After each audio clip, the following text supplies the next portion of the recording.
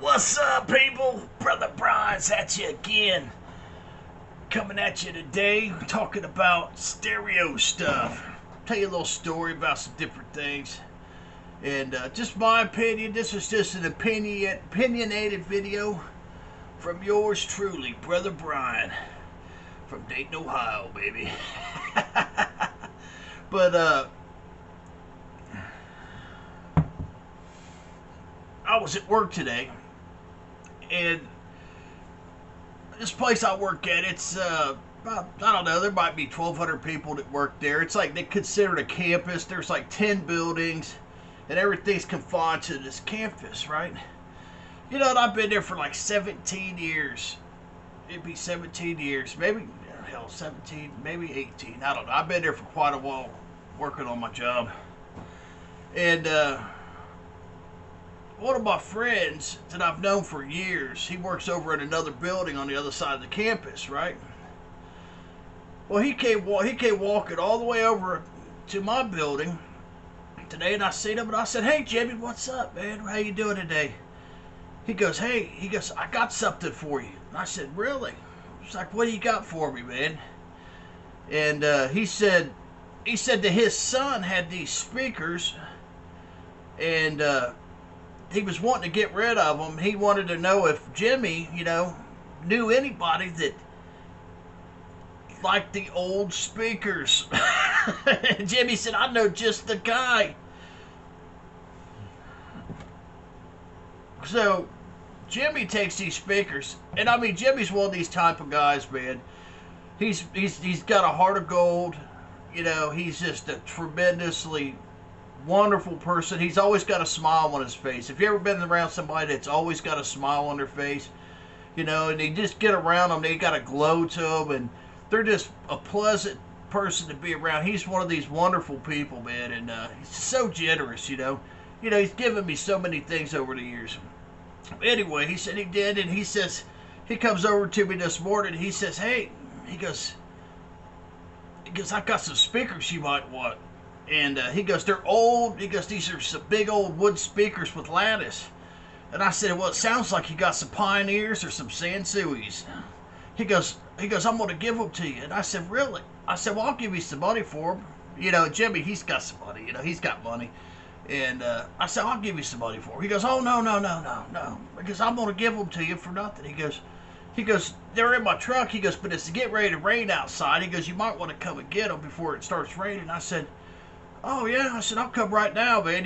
So my buddy Jimmy gives me these speakers and pulled them out, and I told him, I said, "Those are Sansuis." I said, "I could tell by looking at them." He goes, "How do you tell?" And I was like, looked at them, and they were Sansuis SP200 speakers sitting right here. This is one of them here. And anyway, just to me, it's just, I'm so blessed. I'm very blessed that I got friends like that, when they think about vintage stuff, they just, "Hey, you want some stereo stuff?" They just give it to me. Give it to me for free, They're in really nice condition, And he told me, he says, one of the lattice, because these have the lattice on the front, he says, one of the lattices broke, right? He goes, I think they were trying to pull the lattice off.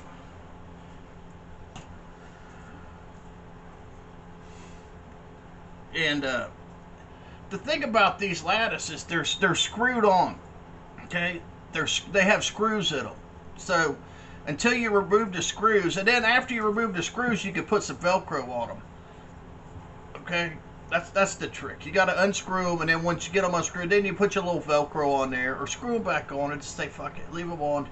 But anyway, he said that one of the lattices broke. But he said, "Hey, don't worry." He said, my son bought another lattice. So I got this other lattice. Now it's got a little bit, but it's in really good shape still. So I got another lattice to replace the one that's got the damage on it.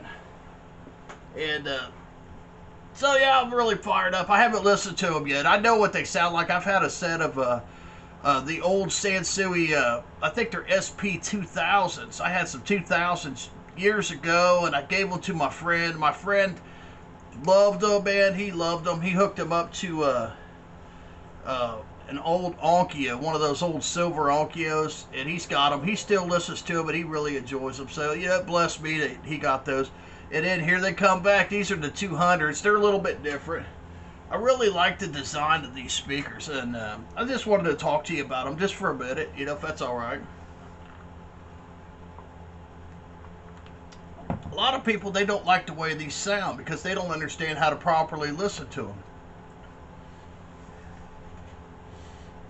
You got a 12-inch woofer, okay? You got two, they call those squawkers, okay? They call those squawker mid-ranges. And they sound like a horn, okay? They don't sound like a mid-range, they sound like a horn. And then we got two tweeters, okay? I don't know what those tweeters are called. It looks like they're glass in there. It looks like they're made out of glass or something. I don't know. I could probably look up the technical name, but it's got two tweeters, two squawkers, a 12-inch driver, and it's got a ported horn, or a port right here. So it kind of opens it up, gives it kind of an open baffle sound. The codes, the outer part of the code here is inverted. Like, normally it goes like this. Well, they go inverted. Now, the thing about these speakers, let me explain something to you. When you find an old set of speakers like this, these things they started making these things back in 1966, okay? These are from the 60s. So, I mean, these things are like, what is it? So you're looking at 56, almost 60-year-old speakers, right?